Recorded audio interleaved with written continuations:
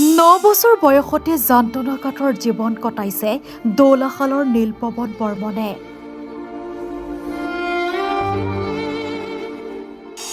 স্তব্ধ হৈ পৰিছে জীৱনৰ গতিপথ।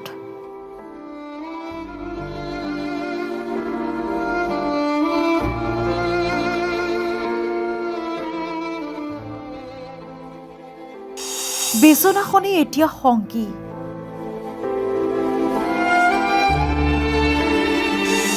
চিকিৎসাৰ বাবে ৰাইজৰ পৰা বিচাৰিছে সহায়। কাৰণে ল'ৰাটো সুস্থ কৰাৰ কাৰণে যাতে গোটেই সকলো ৰাইজে যাতে অলপ সহায় সহযোগিতা কৰে যেন। মুখ্যমন্ত্ৰী ডক্টৰ হিমন্ত বিশ্ব শৰ্মালৈ ভাগিনৰ সহায় বিচাৰি আহ্বান। আৰু অসমৰ মুখ্যমন্ত্ৰী হিমন্ত বিশ্ব শৰ্মা ছাৰেও যাতে ল'ৰাটোৰ কাৰণে কিবা সাহায্য দিয়ে। পখিলা খেদি ফুৰা বয়সতে ফুলকুমলীয়া শিশুৰ জীৱনলৈ হঠাতে নামি আহিছে কাল অমানিশা। এই শিশুটিৰ নাম হৈছে নীলপৱন বৰ্মন।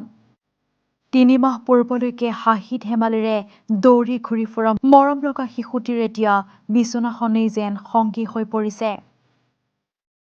পুত্ৰৰ যন্ত্ৰণাকাতৰ জীৱন প্ৰত্যক্ষ কৰি চকু পানীৰে বাট নেদেখা অৱস্থাৰ সৃষ্টি হৈছে শিশুটিৰ পিতৃ মাতৃৰ।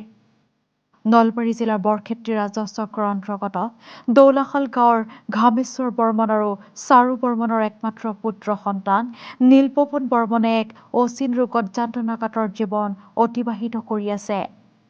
সমনীয়াৰ সৈতে খেলি ভাল পোৱা নীলপৱনৰ এতিয়া বিচনাখনেই যেন একমাত্ৰ সংগী। দৌলাশালস্থিত শংকৰদেৱ শিশু নিকেতনৰ ৩য় শ্ৰেণীৰ ছাত্ৰ নীলপৱনে যোৱা ৩ মাহ ধৰি বিচনাত শুই শুইয়ে যন্ত্ৰণাদায়ক সময় অতিবাহিত কৰিছে। গুৱাহাটীৰ বিভিন্ন চৰকাৰী বেচৰকাৰী চিকিৎসালয়ত চিকিৎসা কৰি সুস্থ কৰি তুলিব নোৱাৰাত উপায়হীন হৈ এতিয়া উন্নত চিকিৎসাৰ বাবে বহিৰাজ্যলৈ নিবলৈ বিচাৰিছে যদিও অৰ্থৰ অভাৱত সেয়াও কৰিব পৰা নাই নিৰ্ঘিন পিতৃ মাতৃয়ে। দিন হাজিৰা কৰি কোনোমতে জীয়াই থকা পৰিয়ালটোৱে অসমবাসী ৰাইজৰ পৰা বিচাৰিছে সহায়ৰ ভিক্ষা। যদিহে কোনো হৃদয়ৱান ব্যক্তিয়ে শিশুটোক আৰ্থিকভাৱে সহায় কৰিব বিচাৰে তেন্তে শিশুটিৰ মাতৃ চাৰু বৰ্মনৰ দৌলাশালস্থিত ভাৰতীয় ষ্টেট বেংকৰ 441890688896 এই একাউণ্ট নম্বৰত ধন জমা কৰি সহায় কৰিব পাৰে।